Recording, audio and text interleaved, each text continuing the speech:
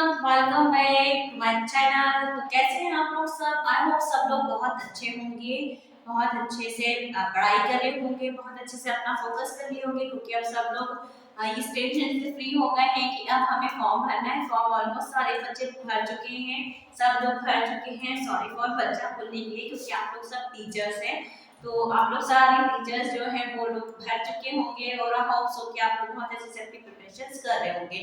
तो आइए हम लोग यहाँ पर देखते हैं जो हमारा थर्ड टॉपिक है साइकोलॉजी का, जो या सीडीपी का जो थर्ड टॉपिक है वो है influence of heredity and environmental. ठीक है, एनवायरमेंट से हमारा क्या इन्फ्लुएंस करती है हेरिडिटी, डेवलपमेंट हमारा एनवायरमेंट से और हेरिडिटी से किस तरह इन्फ्लुएंस होता है या प्रभावित होता है। तो यहाँ पर उसके जो मेन टू रीजंस हो सकते हैं, जो मेन टू रीजंस हो सकते हैं, कॉज हो सकते हैं, वो मैं यहाँ पर आपको बताने वाली हूँ कि फर्स्ट है शारीरिक या फिजिकल अवेयरनेस, फिर उसके बाद है सेकंड जो है हमारा मनोजैविक जैविक तथा सामाजिक, साइको फिजिकल और सोशल। यदि मान लीजिए कि ये हेरिडिटी में आने वाले टू बेसिक्स कारण है, हेरिडिटी में आने वाले या एनवायरनमेंट में आने वाले ये टू बेसिक्स लॉजिक है या टू बेसिक्स हमारे रीजंस है कि इसकी वजह से हमारा क्या होता है, डेवलपमेंट कहीं ना कहीं इन्फ्लुएंस होता है, कहीं ना कहीं प्रभावित होता ही होता है। देखिए फिजिकल तो आपको पता है, बच्चे का कलर, बच्चे का हाइट, बच्चे का वेट, ये सब फिजिकल है जो हमें अपीयरेंस हो रहे, जो हमें दिख रहे हैं। बट उसके बाद साइकोफिजिकल, यदि मान लीजिए कोई बच्चा बहुत अर्लियर से या जिसकी कास्ट अर्लियर से बहुत रिच रही है या बहुत पुअर कंडीशंस में रहे हैं, तो वहां पर उनका क्या होगा, साइकोफिजिकल मींस कि उनका मेंटल लेवल जो होगा थोड़ा सा डिनाई होगा, मतलब वो लोग नहीं सोशल हो पाएंगे उतना, या उनका एक जो घेरा होगा या एक सर्कमफेरेंस जो होता है वो बहुत छोटा सा होगा। तो सोशली भी वो क्या होंगे, कम इंटरेक्ट होते होंगे लोगों से, बहुत कम लोगों को अपने आप को इंटरेक्ट करते होंगे। तो यहाँ पर जो है कि हेरिडिटी तो हमें क्लियर है कि हेरिडिटी से जो हमें चीजें मिल रही हैं वो तो हमारे डेवलपमेंट को क्या करेगी, एज इट इज इन्फ्लुएंस करेगी कि भाई पेरेंट्स यदि बहुत अच्छे गोरे चिट्टे हैं, बहुत लंबे हैं, टॉल है, जो भी पेरेंट्स हैं या पेरेंट्स के पेरेंट्स हैं, उनके भी पेरेंट्स हैं, तो वहां से हमारे हेरिडिटी में कुछ ना कुछ चीजें तो हमारे इनबिल्ट हमारी बॉडी में आएंगी ही आएंगी। बट यहाँ पर एनवायरनमेंट क्या रोल प्ले करता है, एनवायरनमेंट क्या रोल प्ले करता है कि आप सोशली कितना एक्टिव थे, आपके पास्ट जनरेशन जो है वो कितना सोशली एक्टिव थी, उन लोगों का जो क्या बोलते साइको था, साइको मतलब मेंटली लेवल कितना हाइपर था या हाई था, तो उस चीज को डिपेंड करता है आपके डेवलपमेंट में। अभी हम लोग देखते हैं कि कई ऐसे कास्ट है या कहीं ऐसे लोग हैं या कहीं ऐसे बच्चे हैं जो बहुत वेल मैनर है, बहुत अच्छे हैं, बट क्या होता है वो सोशली इंटरेक्ट नहीं कर पाते हैं। बट बिहाफ ऑफ जनरेशंस के, या कुछ कह सकते हैं कि पुराने जो उन लोगों के पेरेंट्स नहीं कर पाते थे इसीलिए वो नहीं कर पाते हैं। तो यहाँ पर दो चीजें, हेरिडिटी आपको पता है बहुत अच्छे से, पेरेंट्स के जीन्स जो होंगे, पेरेंट्स के जो क्वालिटीज होंगी, डिसक्वालिटीज होंगी, वो सारी बच्चे में आएगी ही आएगी। लेकिन जो उसके आसपास का सराउंडिंग एटमॉस्फेयर है, जो उसके आसपास का एनवायरनमेंट है, वो भी उसके डेवलपमेंट को कहीं ना कहीं वो भी अफेक्ट करता ही है। इसी के लिए स्किनर सर ने एक चीज बोली है कि बाय बर्थ जो बच्चा जन्म लिया है वो यदि बहुत अच्छे माहौल में पढ़ा लिखा बड़ा हुआ है, अच्छे माहौल में उसका जन्म हुआ है, उसने डेवलप किया है, तो नो डाउट वो बहुत अच्छा ही बनेगा as compare to other part में। हम लेके मान लीजिए कोई बच्चा जन्म से ही वीक रहा है, उसको कुछ कुपोषित रहा है, उसको न्यूट्रिशन की कमी रही है, तो वहां पर क्या होगा, वो बच्चा कभी भी आगे जाकर वो नहीं होगा, क्योंकि क्या होता है बच्चे के अर्लियर एज में बिफोर 3 इयर्स यदि बच्चे का डेवलप बहुत अच्छा हुआ है तो नो डाउट वो आगे भी चल के बहुत अच्छा ही बनेगा। लेकिन यदि उसी बीच में उसका कुछ प्रॉब्लम हुआ है, कुछ दिक्कत हुई है, तो वो जाकर क्या करेगा, वो अच्छा नहीं बन पाएगा। तो यही होता है एनवायरनमेंट का, यदि आप इसलिए कहा जाता है कि मदर को अच्छा खाना खिलाइए। अभी तो गवर्नमेंट की बहुत सारी स्कीम्स भी चल रही है कि मदर्स को अच्छा दीजिए, मदर्स को ये कीजिए, मदर्स को वो कीजिए।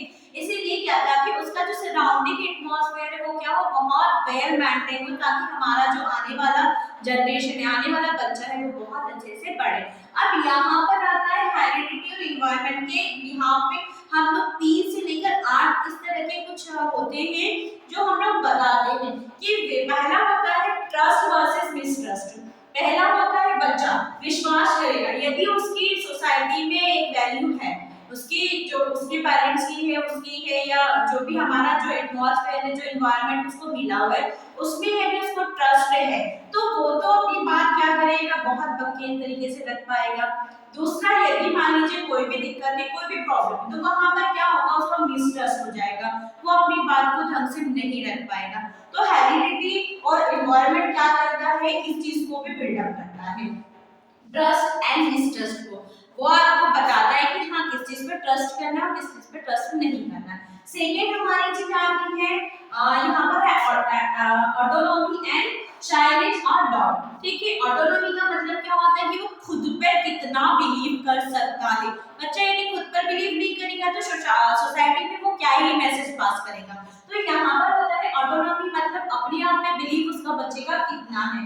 और मान लीजिए कोई बच्चा जिसने शुरू से ये देखा हो कि यदि मैं कुछ बोलूंगा तो सामने वाले हंसेंगे, या मैं कुछ बोलूंगा तो सामने वाले लोग उसको डिनाई कर देंगे या एक्सेप्ट नहीं करेंगे, तो उसमें क्या आ जाएगी, शायरिश आ जाएगी और डाउट आ जाएगा, वो स्टैंड नहीं कर पाएगा। इसीलिए जो हम लोगों का टीचर्स का अभी का रोल चल रहा है, हमें एवरी चाइल्ड को क्या करना है, स्टेज परफॉर्मेंस के लिए रेडी करना होता है। तो इस चीज को हम लोग क्या करते हैं, यहाँ पर हमारे एनवायरनमेंट में ताकि बच्चे को इस चीज को दूर किया जाता है कि ऑटोनॉमी तो है बच्चों की, जो बच्चा स्टैंड करके कुछ बोल पा रहा है दैट वाज ऑटोनॉमी, वो अच्छे से कर पाएगा।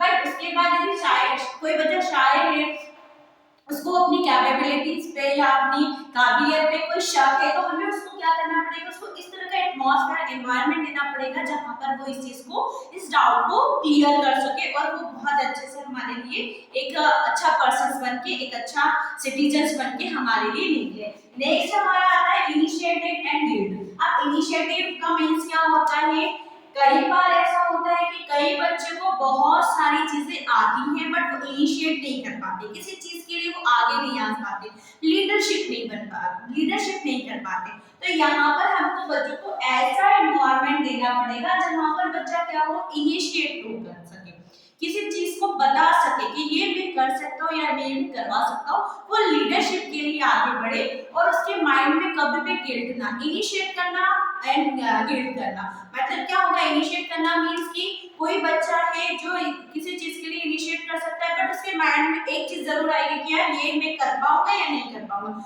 तो इसी डाउट को जो है हमें क्लियर करके उसको क्या करना है, इनिशिएट करने के लिए उसको प्रोत्साहित करना है, मोटिवेट करना है। तो ये हमारा जो टॉपिक है ना, influence of heredity and environment, इसमें कई सारे आपके इस तरह के वर्सेस आ सकते हैं। तो ये क्या कहते हैं, हेरिडिटी के पर्टिकुलर हेरिडिटी एंड एनवायरनमेंट को बताते हैं कि यदि हेरिडिटी है तो बच्चा एनवायरनमेंट भी, जैसी हेरिडिटी होगी बच्चे का एनवायरनमेंट भी वैसा ही होगा, जैसा एनवायरनमेंट होगा बच्चे की हेरिडिटी वैसी होगी। क्योंकि अच्छा बच्चा हुआ है तो उसको अच्छा एटमॉस्फेयर मिलेगा, यदि थोड़ा सा भी बच्चे की कंडीशंस खराब है तो उसको होपफुली कि हम लोग यही चाहते हैं कि वो बच्चा आगे बढ़ चलकर उस कंडीशंस में ना रहे, उसको हटा के हम लोग अच्छा बच्चा बनाना चाहते हैं। तो यहाँ पर इन्फ्लुएंस 100% इन्फ्लुएंस होता है बच्चे का हेरिडिटी और एनवायरनमेंट पे। बच्चे के जैसे जीन्स होंगे, पेरेंट्स होंगे, पेरेंट्स के पेरेंट्स होंगे, पेरेंट्स के पेरेंट्स होंगे, क्योंकि ये यहाँ पर